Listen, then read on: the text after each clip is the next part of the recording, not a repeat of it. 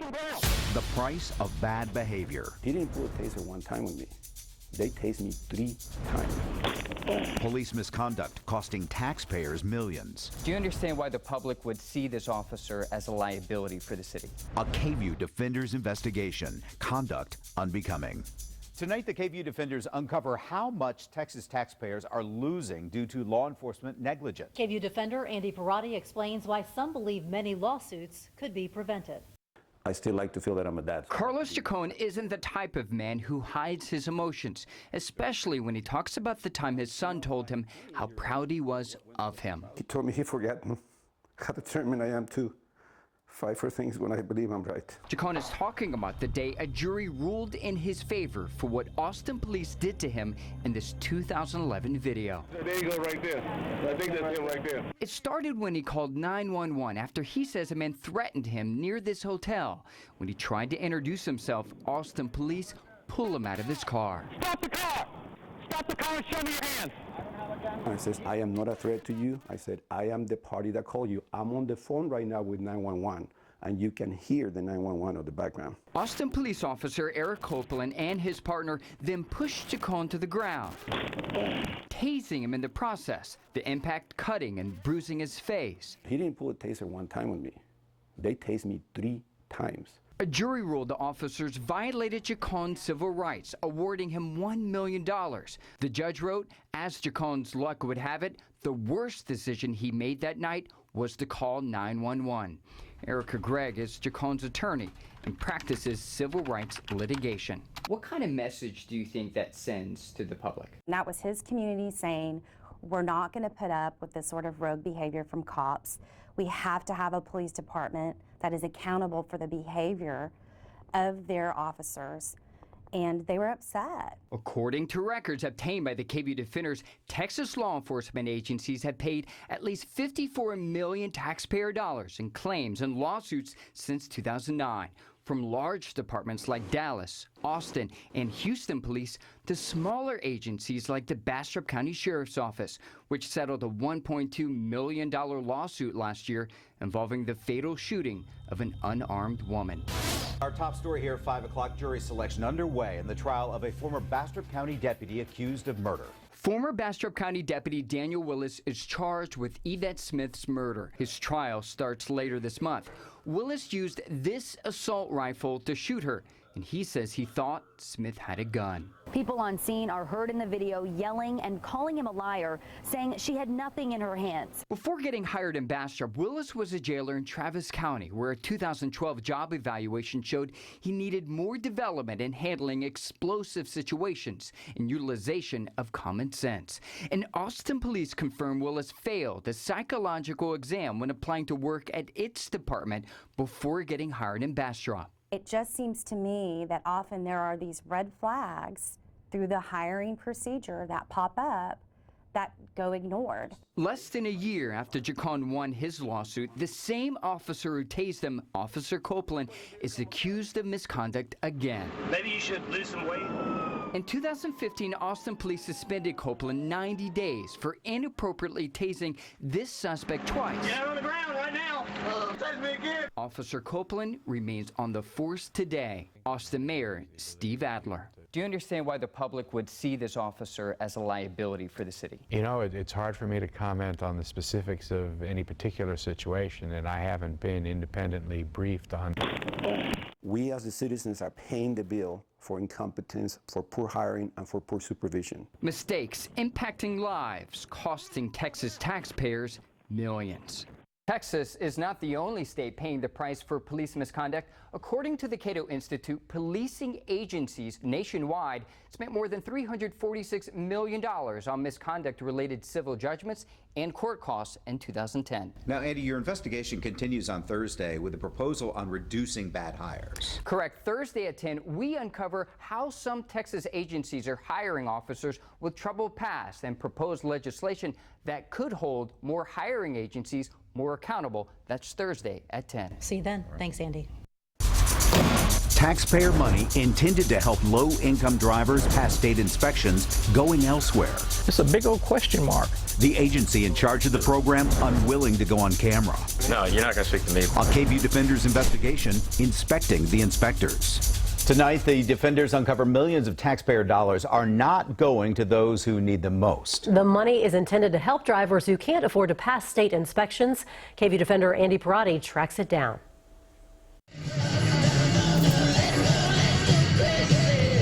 Like the lyrics in Prince's song suggest,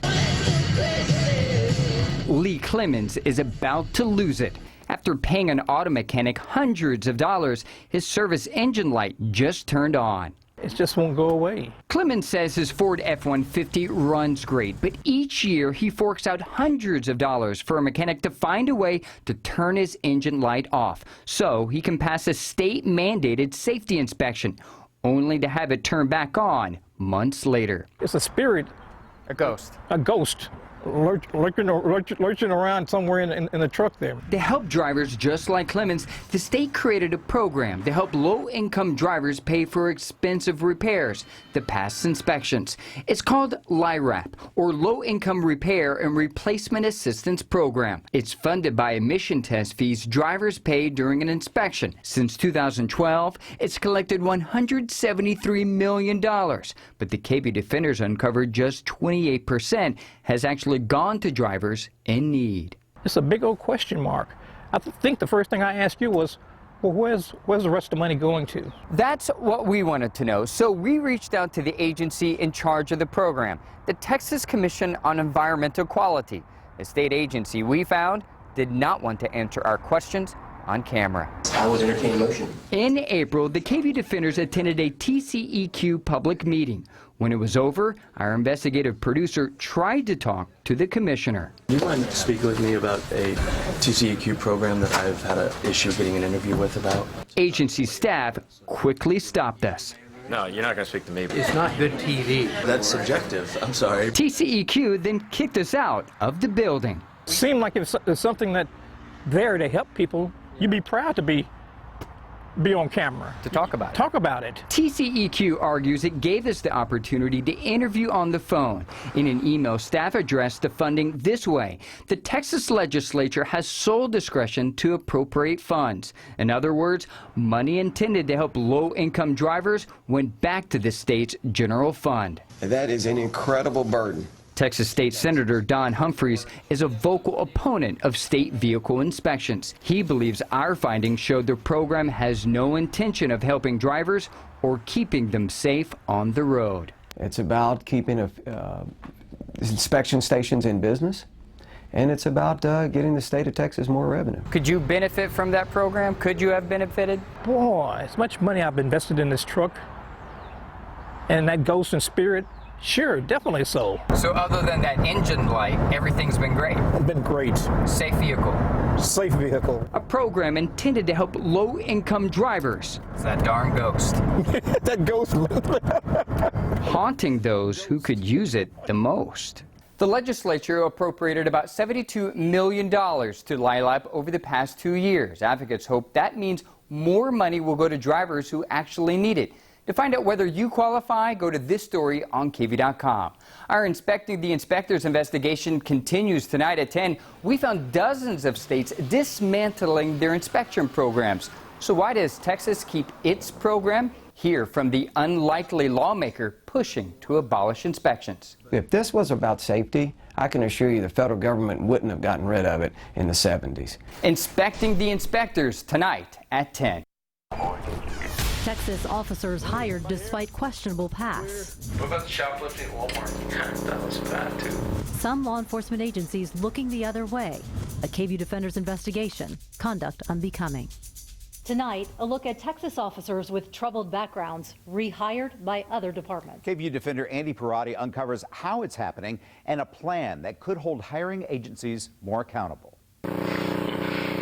You're looking at a sheriff deputy breaking down after he's accused by state investigators of lying on a job application. Why are you so upset right now? He's Rolando Gonzalez, a deputy with the Kinney County Sheriff's Office in South Texas. In 2014, he applied to work as a state trooper. That application asks whether he's ever been considered a suspect in a criminal investigation. Deputy Gonzalez answers no. You certified that everything's true and correct. But that wasn't true. According to the Department of Public Safety, he's been arrested 3 times for criminal trespassing and evading police in 2009 and public intoxication in 2013. All charges were eventually dismissed. So these don't really match in some cases, right? His personnel file didn't show any of the arrests, and the state said the sheriff didn't bother to check. Gonzalez argues it was a simple clerical mistake. Okay. I hated writing in school. I hated I got bad news for you. That's all cops do. I know. After they told me that, I was like, what am I doing? Kim Vickers is the director of the Texas Commission on Law Enforcement, which licenses officers in the state. If you're not competent enough to fill out an application, how are you competent enough to be a deputy? Sometimes I ask the same question. Vickers says it's not uncommon for smaller agencies to take a chance on officers with questionable backgrounds because openings are difficult to fill. Those small agencies are left out here at the price that they're allowed to be able to offer to pay these positions. I know police officers in this state making minimum wage. Trouble followed Rene Lozano from the day he put on a badge. Records show it started with the Cockrell Hill Police Department in 1999 when he lost control of his patrol car, killing his partner, Tiffany Hicks. In 2003, he was instructed to undergo remedial training after nearly shooting another officer while working for the Dallas Area Rapid Transit Authority Police Department. And a year later, police arrested him for DWI, a charge eventually dismissed. A few months later, the Dallas County Constable's Office hired him. By law, a hiring agency is required to request an officer's personnel file to verify employment. Apparently, though, not all agencies are reading what's inside that file, potentially allowing bad officers to get rehired throughout the state. Such a problem, a Texas lawmaker last year filed legislation to hold agencies accountable if they don't. League City State Representative Greg Bonin wrote the bill. And so this would specify that their personnel file be specifically reviewed. So anything that we can do that will raise the standard for those professionals and strengthen those individuals that are out there looking out for us, I think that's just good policy. Bonin's bill failed to pass. Knowing that a bill like this even has to be created, does that frustrate you? Extremely. State investigators found Kinney County Sheriff's Office did not fully vet at least a dozen other officers. Deputy Gonzalez remains on the force in South Texas, and his sheriff's office received a reprimand. I can't believe it. I can't believe it. I did all of that. A lack of accountability the state is struggling to stop. Deputy Rolando declined to be interviewed for this story, but does say he's a changed man who wants to make a difference in his community. Representative Bonin plans to refile his legislation next year. Count on the KVUE Defenders to follow its progress. Thanks so much, Andy. You know, we've got more on Andy's investigative series, Conduct Unbecoming, on KVUE.com. We've added additional exclusive stories and interviews involving Texas law enforcement. Hundreds of state vehicle inspection shops found in violation of the law for illegally passing drivers. So are you surprised you're still doing inspections? Yes. Some busted by law enforcement. In some cases, state officials not citing bad actors.